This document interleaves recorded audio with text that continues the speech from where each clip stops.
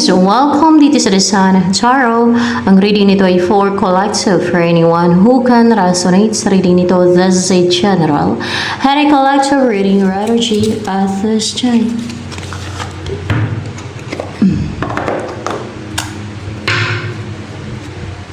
I feel the heat is we collide like a fever that feels alright. So baby, tell me one more beautiful lie. One touch and I ignite. Nine of Wands, Six of Swords, Six of Wands. May nafo-frustrate ngayon na parang depressed, hindi matanggap yung pagkatalo niya kasi umiiwas. So, talo siya. Ikaw na tagumpay. Defensive tomato. Talo sila, hindi na matanggap. Frustrated. Parang nababaliw. Nababaliw talaga. Nababaliw. Hindi naman.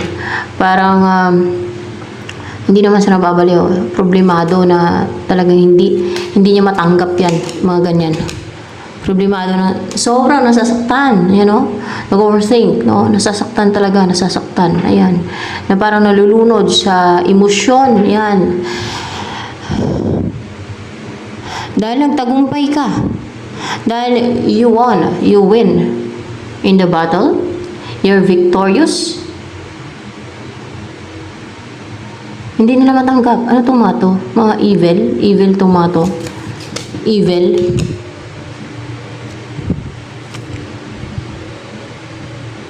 Hindi mga evil. Mga ano to, tong frustrated na to. Mga kaaway mo. Kaaway. Hindi mo yun kaaway. Mga secret enemies, hidden enemies. Baka secret enemies. Hindi.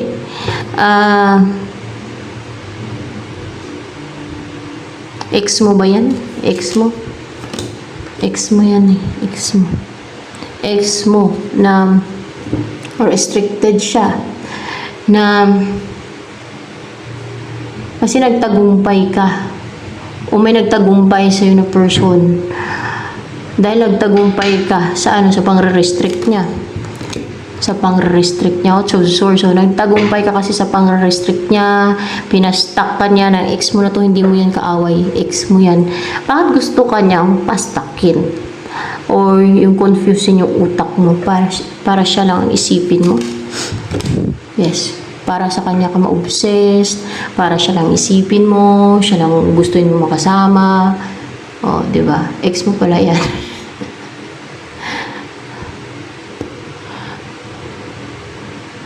Parang yung pampaklouded na sinent niya sa'yo, maaaring gayuma yan, gayuma. Umiiwas lumalayo na sa'yo. Lumayo na sa'yo, Six of Swords. Defensive siya. Kasi,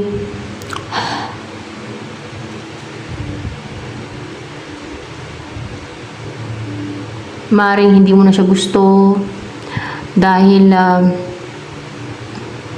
ayaw mo na sa kanya or may meant for you. Yan. Kaya niya ginagawa yan para hindi kayo magkatuluyan nung isa na nakatadhana sa'yo or yung person na karelasyon mo yun o yung person na talagang meant for you, the one for you. Ginagayuma ka niyan. Ginagayuma ka niyan. O kahit na ano pang ginagawa niyan para lang ma-obsess ka sa kanya. Pwede manifestation din, o wini-wish niya, o pinapanalangin niya na obsessed ka sa kanya. Kung ang Diyos niya na hindi naman Diyos ng Katoliko, di ba? Iba-iba naman yung Diyos sa buong mundo. Iba-iba yung God ng mga tao. Dahil iba-iba yung religion dito sa mundong to. Di ba? May Diyos na Chinese. Buddhism, may ano pa? May sa Indian din. May sa Chinese. May iba pang religion maliban dyan. Oh.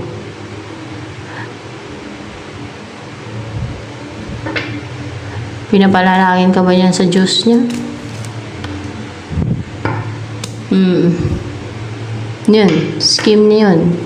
Lalo kung yung Diyos niya ay hindi si Jesus Christ, hindi yung tatay ni Jesus Christ. Kung hindi yan Katoliko, ay maaaring yung Diyos niya ay devil.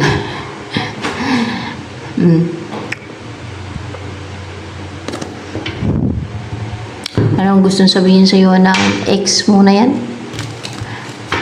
I feel the heat as we collide. I feel you leaving me behind. Kaya pala ganyan siya. Frustrated. Like a fever that feels alright. So baby tell me one more beautiful lie. One touch and I ignite. Ay! Inupakan mo na isa! Wala na. So, mag-upakanay na. Ano ang gusto pang sabihin sa'yo ng person mo na yan? 3 of Wands. Mag-aantay siya. O nag-aantay lang siya. Hopeless siya. Ngayon. Pero mag-aantay pa rin siya. Oh? Nanginayang siya. Kailangan puno siya ng regret kasi na-miss niya opportunity with you. Ex mo nga siya eh. Kaya pinanghinayangan ka niya, nag-grief siya.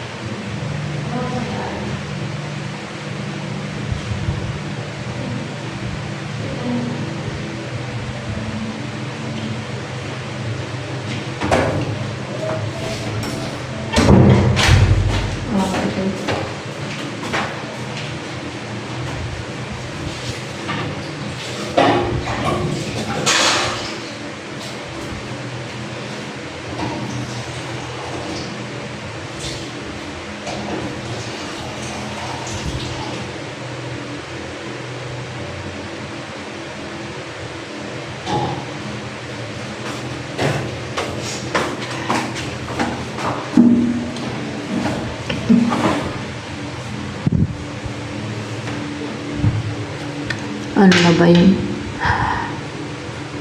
Kung in reverse to, kasi na-disturbo ako. Hindi niya mapigilan yung emosyon niya na maging emotional siya. Na mag-grief, nag-grief nga siya. Bakit naramdaman niya na nagtagumpay ka na makalimutan mo na talaga siya? Hindi. Nagtagumpay ka na makalaya sa kanya. Pala. Na matalikuran mo na talaga siya. Na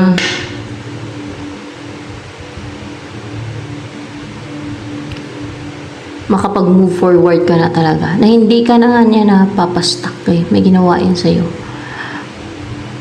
Marisinundan ka niya ng spell para ma-stuck ka. Siya lang isipin mo na isipin. Yung isipin mo ay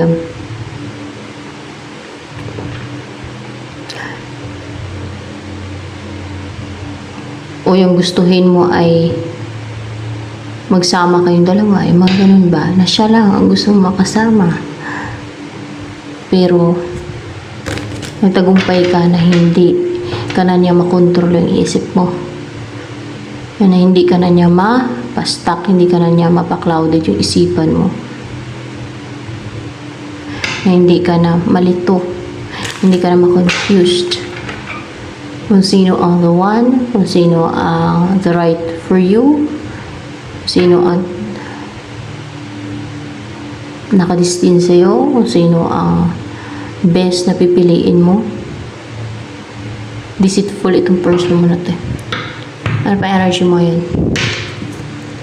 Feel the heat as we collide. Like a fever that feels alright. I confident. Spread your wings. So, kompleto na yung pakpak mo. Parang kung sa agila pa, kung sa ibon pa. Kompleto na yung pakpak mo. You can fly high. You can reach your goals in life. You can achieve great success. You can fly. Walang limitation sa kaya mong gawin. You're confident. Walang naglilimit sa'yo sa kaya mong abutin. Because you have wings, no? Parang invisible wings. Maabot mo yung mga pangarap mo sa buhay. Yung mga goals mo in life. Yan.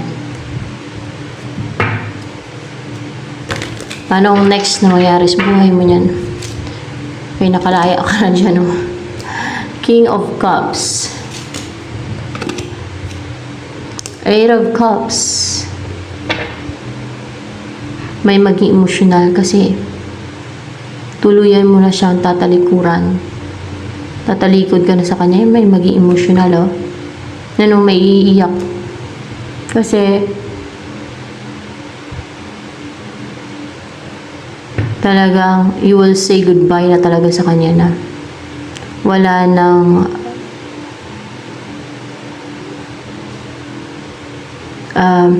parang wala nang chance, no, na you will be together pa ng person na yan. Kaya mag-emotional siya. Kahit umaasa ba to sana na siya ang makatuluyan mo. Na magtagumpay sana siya sa'yo. Pero you can move forward na talaga. Na you can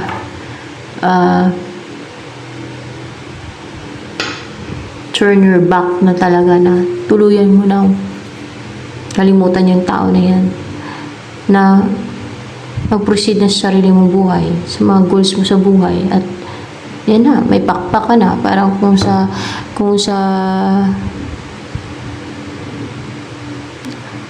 stage na nasa itlog ka pa lang nun, ay nasa nest ka pa lang, nasa lupa, no?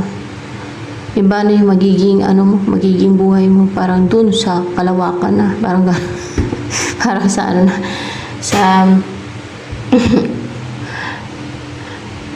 sa taas, no? Sa taas na.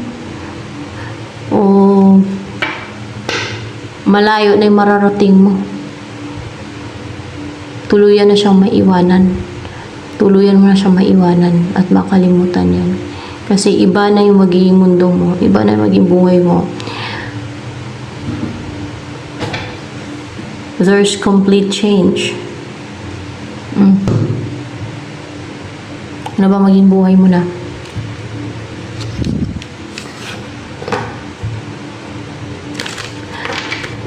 Tila ibon kong lumipad, sumabay sa hangin, ako'y napatingin sa dalagang nababalot ng hiwaga. Bouquet, kakasal ka. Yan ang maging buhay mo. Mamuhay ka na ng mayaman, masagana, kompleto. You will be in a new relationship na with another person. Kaya, ayan, with a person na nakadestin sa'yo.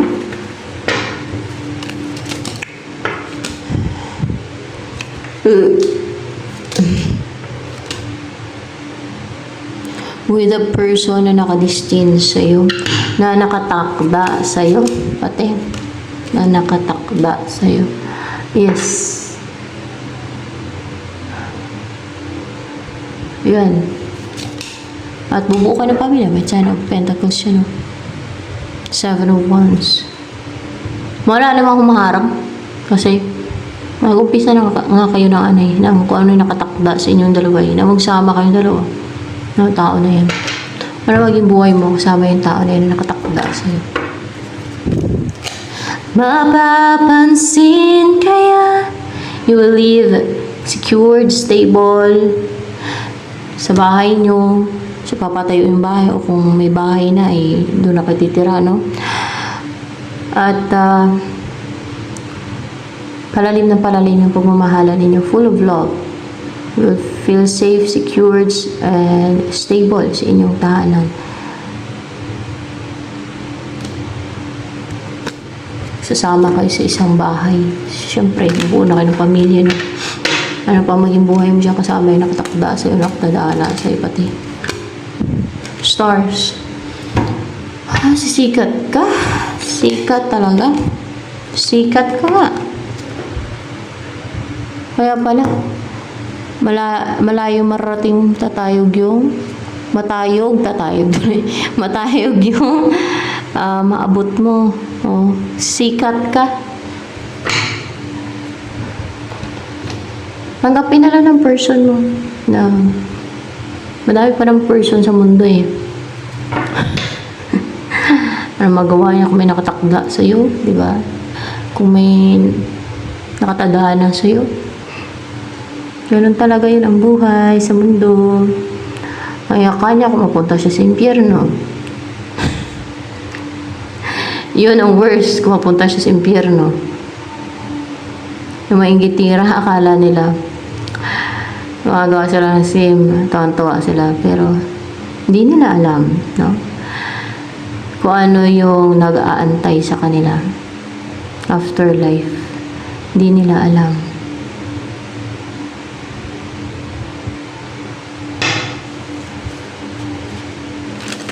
May mga napaparusahan na nagkaramatay, mga witches. Ayun, naparusahan na yun saan ba napunta yun? Sa abyss? Meron na. Hindi, sa impyerno. Sa impyerno sila pinaglalagay. Pero naman nagkaramatay.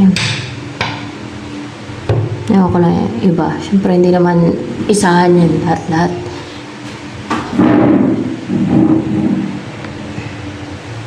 Yun ang iyakan niya. Pumapunta siya sa impyerno. Yun talaga ang kahindik-hindik. Kahindik-hindik. Nasasabi pa lang nila yan na bahala na mapunta sa impyerno kasi buhay pa sila. Dito pa sila sa mundong to eh. Pag sa kabilang buhay na nako. So, uli na ang pagsisisi ng mga ganong tao. So, yan. Ano pa?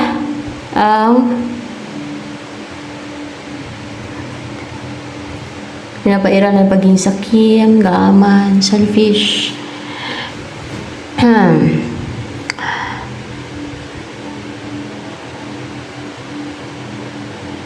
So, ano ang next?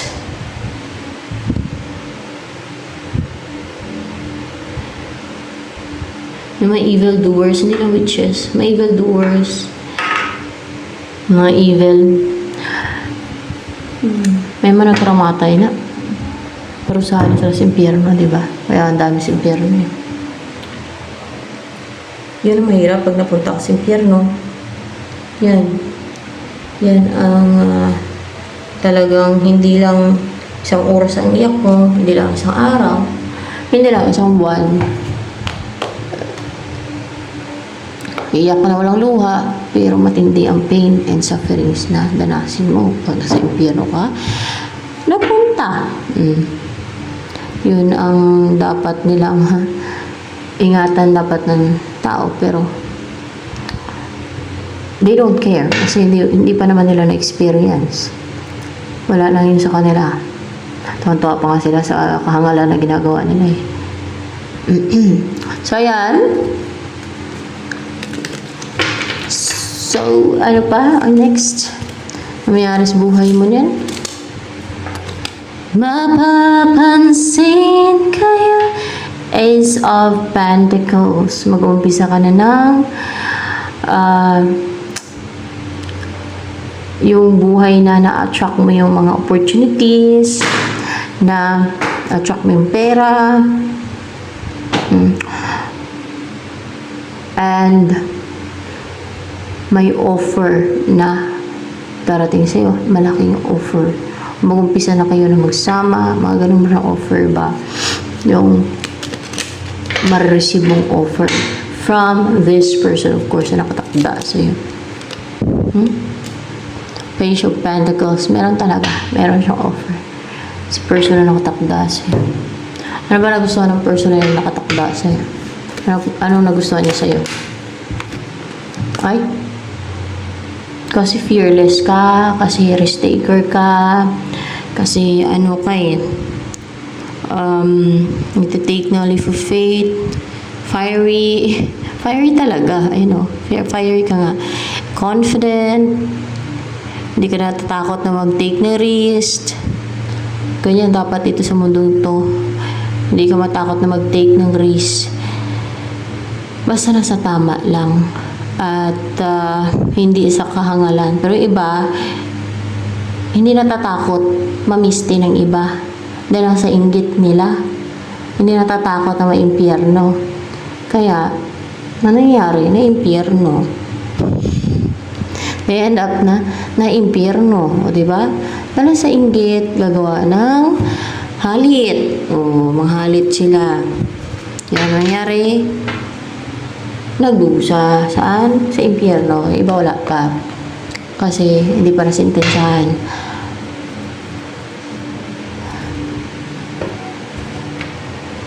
Dami ng sintensyahan. Doon sa impyerno. Ano pa ang next na mangyayari? Kayo naman talaga ang totoo. Meron naman talaga kaya nga may mga nandun sa impyerno, di ba? Kasi sinisintensyahan niya yung mga evil na mga tao. Kaluluwa. Evil na mga tao.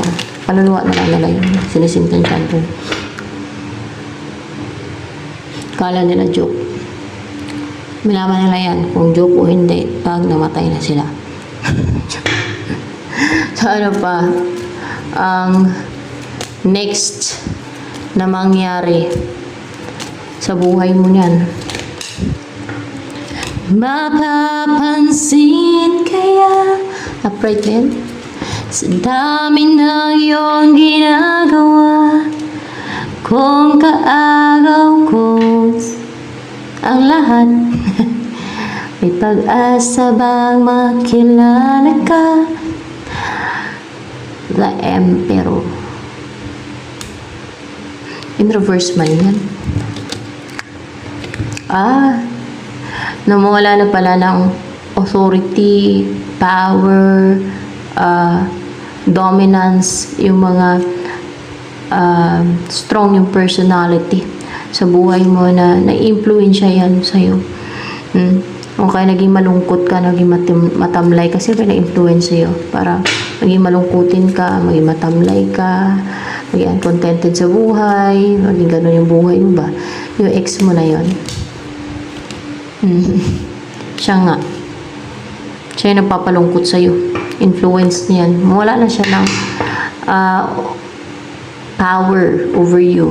Authority sa buhay mo. Wala na siya nag-influence sa'yo sa buhay mo. Makaka-recover ka na sa sadness. So, hindi na maging malungkot pa yung buhay mo. Diba? Sikat ka eh. Lalo kung may skill ka, talent, or kadalasan talent, no? Yun ang mga kadalasan na sumisikat, yung may talent. Sikat ka eh. Narify ko kanina eh. Sikat ka daw. Oh, malayo marating mo eh. At tayo umabot mo. Walang limit. Ano yan, mag-perform ka sa stage. Lalo kung may talent ka, mag-perform ka ba sa stage? Sa stage. Hindi. Magpe-perform ka. Baka magpe-perform ka kasama ng person mo na nakatakda sa'yo. Pero mukhang hindi sa stage. Baka sa bahay nyo. Tapos i-vlog nyo.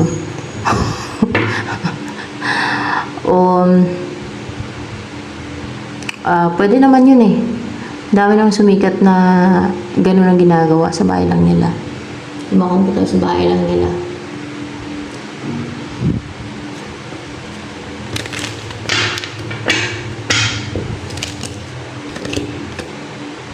Queen of Pentacles, yaman ka, naging stable and maging komportable yung buhay mo.